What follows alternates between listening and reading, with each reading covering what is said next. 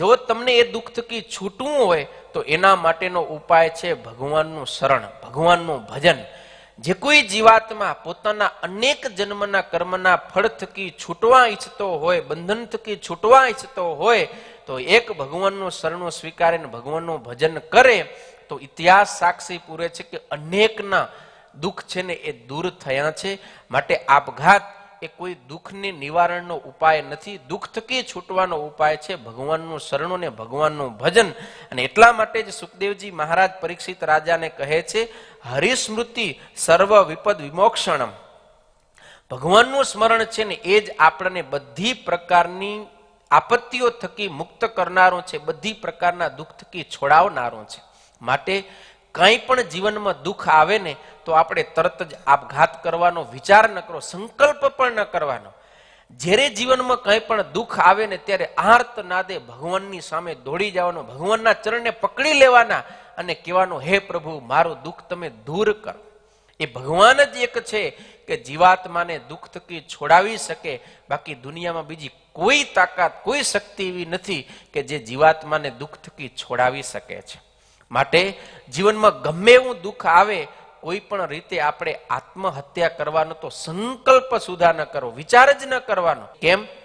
તો કે આ મનુષ્ય શરીર બહુ દુર્લભ છે અને ભગવાને બહુ મોટી કૃપા કરી આપણા અનેક જન્મની જે પુણ્યની કમાણી છે એના ફળ સ્વરૂપે આપણને મહાદુર્લભ એવું મનુષ્ય શરીર મળ્યું છે. અને આ મનુષ્ય શરીર વારંવાર જીવાત્માને મળતું નથી. એટલા માટે આપણે બહુ સમજી વિચારી અને આ મનુષ્ય શરીરને સાચવણી કરવાની છે. એટલા માટે જ આપણા સદગુરુ અવિનાશાનંદ સ્વામી મને અને તમને કહે છે કે ભાઈ, આ વખતે તમને મનુષ્ય જન્મ મળ્યો ને, તમે ખાટી ગયા છો, બહુ મોટો તમને લાભ મળ્યો છે.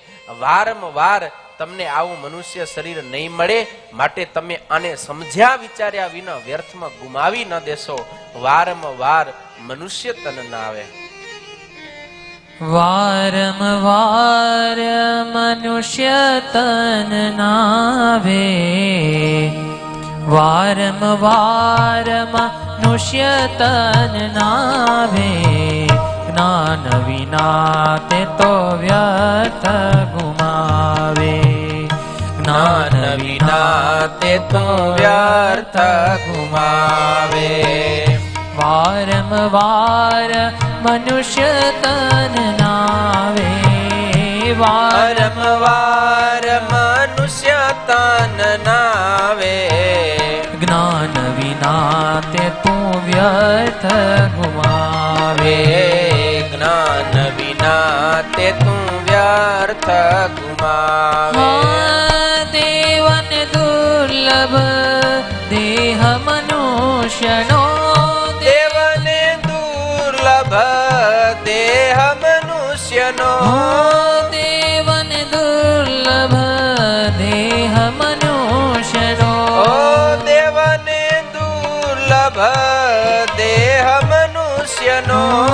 અધિક પુણ્યવંત, અધિક પુણ્યવંત પ્રાણી પાવે, વારંવાર મનુષ્ય તન નાવે, વારંવાર મનુષ્ય તન નાવે, જ્ઞાન વિના તે તું વ્યર્થ ગુમાવે.